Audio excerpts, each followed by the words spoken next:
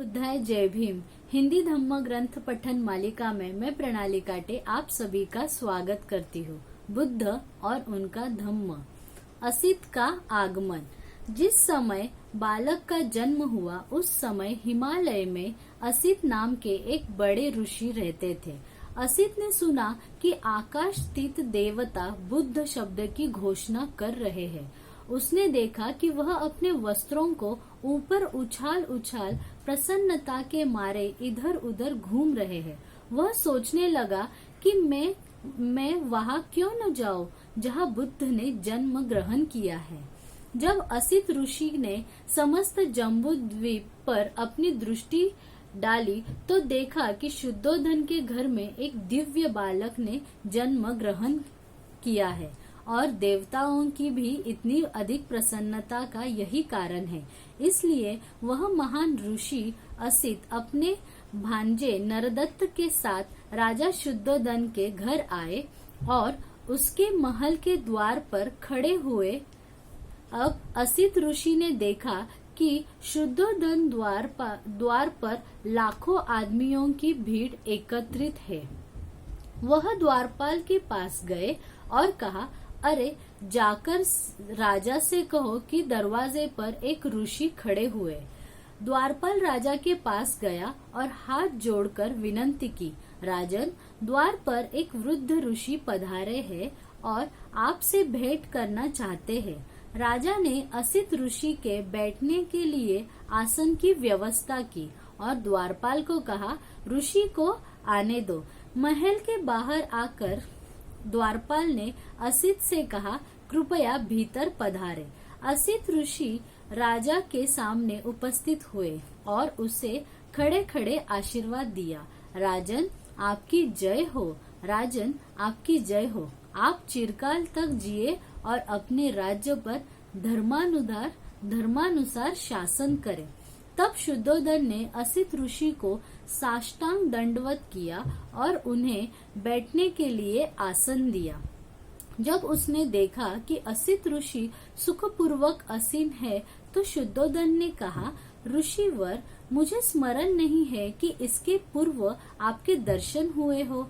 आपके यहाँ आगमन का क्या उद्देश्य है? आपके यहाँ पधारने का क्या कारण है? तब असित ऋषि ने राजा शुद्धोधन से कहा, राजन, तुम्हें पुत्र लाभ हुआ है, मैं उसे देखने के लिए आया हूँ। शुद्धोधन बोला, ऋषिवर, बालक सोया है, क्या आप थोड़ी देर प्रतीक्षा करने की कृपा करेंगे? ऋषि का उत्तर था, राजन, इस तरह के दिव्य विभूतियां देर तक सोती नहीं रहती, वे स्वभाव से ही जागरूक होती है। तब बालक ने ऋषि पर अनुकंपा करके अपने जागते रहने का संकेत किया। यह देख कि बालक जाग उठा है, शुद्धोधन ने उसे दृढ़ता पूर्वक दोनों हाथों में लिया और असित ऋषि के सामने ले आया। असित ने देखा कि बालक 32 महापुरुष लक्षणों तथा 80 अनुव्ययों से युक्त है। उसने देखा कि उसका शरीर शुक्र और ब्रह्म के शरीर से भी अधिक दीप्त है और उसका तेजोमंडल उनके तेजोमंडल से लाख गुना अधिक प्रदीप्त है। उसके मुंह से तुरंत यह वाक्य निकला, निस्संदेह यह अद्भुत पुरुष है। वे अपने आसन से उठे, दोनों हाथ जोड़े और उसके पैरों पर गिर पड़े। उन्होंने बालक की परिक्रमा की और उसे अपने हाथों में लेकर विचार मग्न हो गए।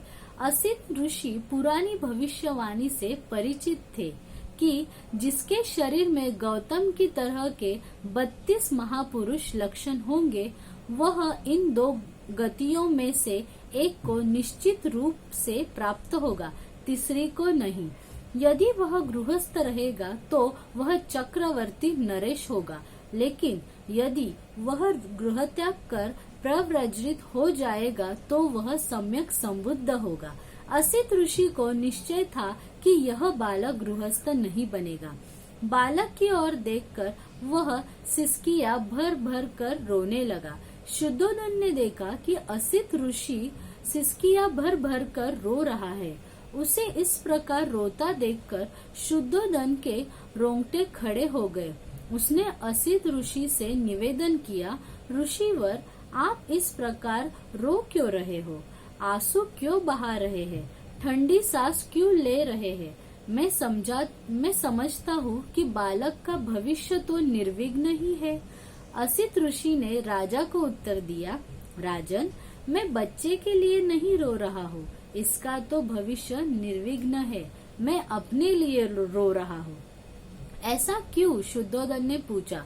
असित ऋषि का उत्तर था, मैं जरा जीर्ण हूँ, वय प्राप्त हूँ। यह बालक निश्चयात्मक रूप से बोधि लाभ करेगा, सम्यक संबुद्ध होगा।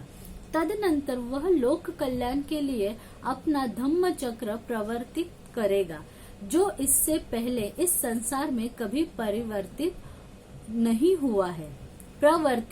हुआ है। जिस श्रेष्ठ जीवन की, जिस सद्धर्म की वह घोषणा करेगा, वह आदि में कल्याणकारक होगा, मध्य में कल्याणकारक होगा और अंत में कल्याणकारक होगा। वह अर्थ तथा व्यंजन की दृष्टि से निर्दोष होगा, वह परिशुद्ध होगा, वह परिपूर्ण होगा। जिस प्रकार राजन कभी कहीं इस संसार में उदुम्बर पुष्पित होता है, उस प्रकार अनंत युगों के अनंतर इस संसार में कहीं बुद्धोत्पात होता है।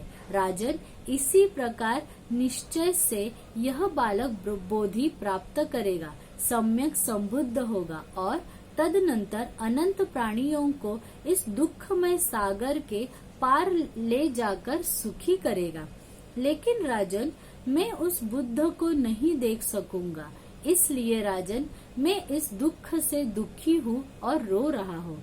मेरे भाग्य में उस बुद्ध की पूजा करना नहीं बदा है।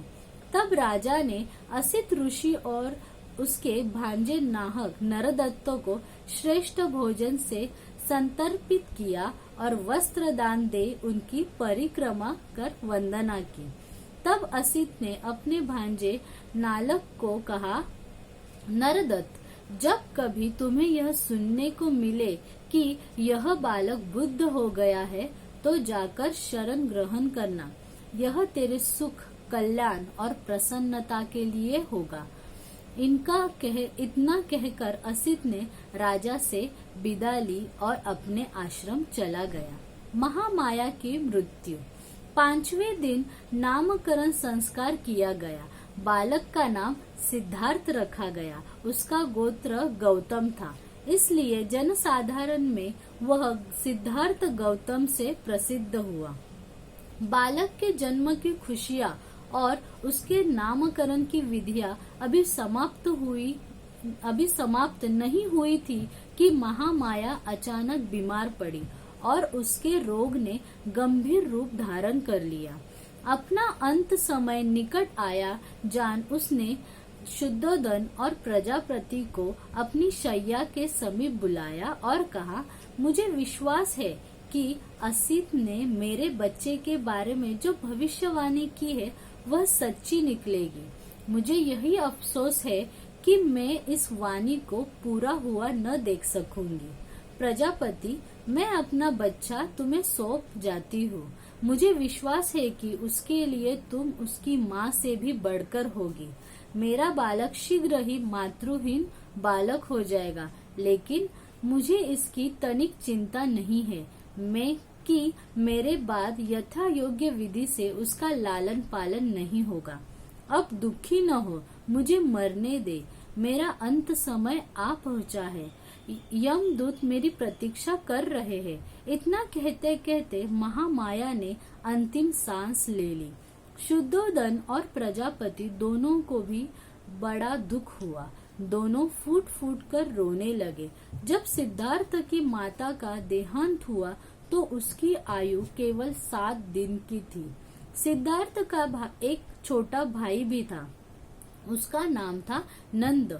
वह शुद्धोदन का महाप्रजापति से उत्पन्न पुत्र था।